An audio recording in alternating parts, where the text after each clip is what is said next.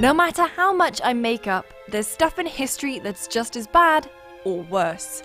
The words of celebrated author, world builder, and favourite character murderer, George R.R. Martin. Now, Martin has freely admitted that some of the most famous events from A Song of Ice and Fire and its TV adaptation Game of Thrones came from infamous events in British history. So let's go back and find out which ones. Here's 6 times Game of Thrones stole from history. There's book and show spoilers ahead, so be warned.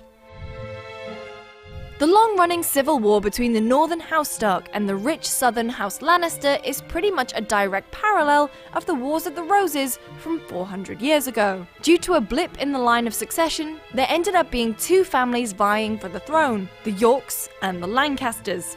They even sound like Stark and Lannister. There was a lot of lingering resentment and scrabbling for the throne from both sides. The marriage between Henry VI and Margaret of Anjou was a political one to secure peace with France, and it's mirrored in Robert Baratheon's marriage to Cersei Lannister. They married to secure an alliance between their 2 great houses after usurping the Mad King Aerys Targaryen. Henry VI was prone to bouts of severe mental illness, meaning he was unable to rule the country. His power-hungry and ruthless wife Margaret often ruled in his stead. Kind of like Cersei, their son Edward had some startling similarities to Joffrey. Just like Joff, Edward's true parentage was often questioned, and it's widely believed that he was the product of an affair that Margaret had with one of her supporters. Just like how pretty much everyone in Westeros knew that Jaime was actually Joffrey's dad. But that's not where the similarities end. At the tender age of 13, Edward apparently talked of nothing but cutting off heads and often attacked his young friends with a variety of weapons. Sounds familiar, right? There was also a Ned Stark in the equation. Protector of the realm, Richard of York, was Henry's best friend, and Margaret absolutely hated him and managed to get him packed off to Ireland when he dared to disagree with how they were ruling the country. Richard of York's son Edward would also pull a Robb Stark by backing out of an arranged marriage only to marry someone else. Luckily for Edward though, he didn't end up like Robb did. And while we're talking about character similarities, how's about Robert Baratheon and Henry VIII?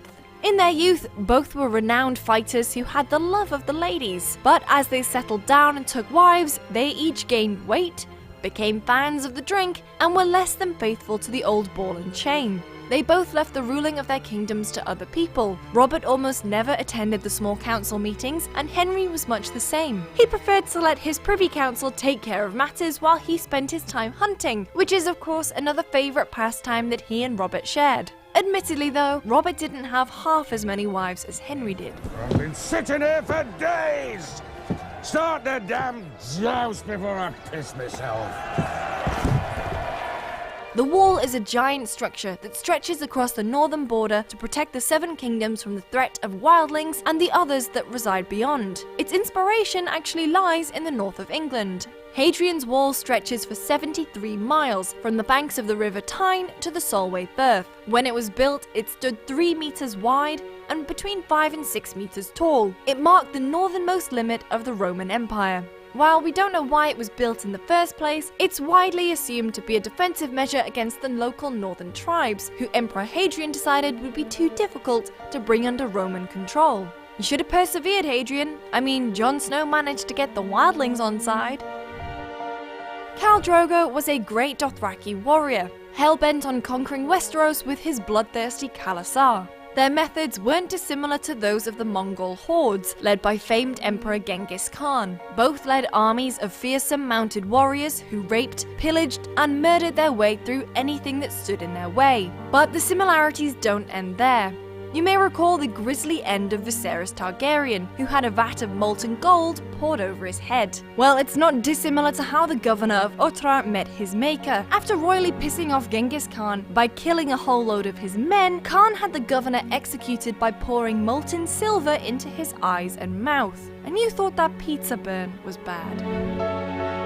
Season 3's Red Wedding is one of the most infamous events in Westeros. In one fell swoop, Tywin Lannister, Walder Frey, and Roose Bolton managed to take a whole bunch of thorns out from their side. In particular, the upstart king in the north, Robb Stark. The Lannisters and their regards. Walder Frey's treachery was all the worse because he broke guest right, an ancient custom that, once invoked, guaranteed that neither host nor guest could harm each other for the duration that the guest was staying. Such hospitality laws actually existed, and Martin has spoken in the past about how he took inspiration from two specific events: the Black Dinner and the Glencoe Massacre. The Black Dinner involved the murder of the 16-year-old Earl of Douglas and his younger brother. The brothers were invited to dine with the 10-year-old King James II of Scotland, but it was all a trick, and during dinner a black bull's head, a symbol of death, was brought in and placed upon the table. The brothers were then taken outside and promptly executed. The Glencoe Massacre of 1692 had a much larger body count. Clan Campbell were guests of rival Clan MacDonald, and putting their differences aside, they brought soldiers and stayed under the roof of their enemy. For 10 days and nights, Clan Campbell accepted the hospitality of the MacDonalds, but one night the Campbells arose and murdered almost 40 members of Clan MacDonald as they slept. Houses were set on fire, and those who tried to flee into the mountains eventually ended up dying from exposure to the elements. Now, this last one's technically cheating because it's from a piece of classic literature and not directly from history, but Walder Frey being served his sons Lothar and Walder in a pie is straight out of Shakespeare's Titus Andronicus. After the rape of his daughter Lavinia, the eponymous Titus cuts the throats of the rapists, drains their blood into a basin, grinds their bones to powder, and bakes their heads. After that, he serves their mother Tamora a pie made up out of her dead sons. So while there's no face switching in this one, it's still equally as grim. So there we are, 6 times Game of Thrones took inspiration from history. Any I've missed? Let me know in the comments below, or come find me on Twitter, I'm at LucyJamesGames. For more on Game of Thrones, make sure you head over to youtube.com/GameSpot. All men must subscribe.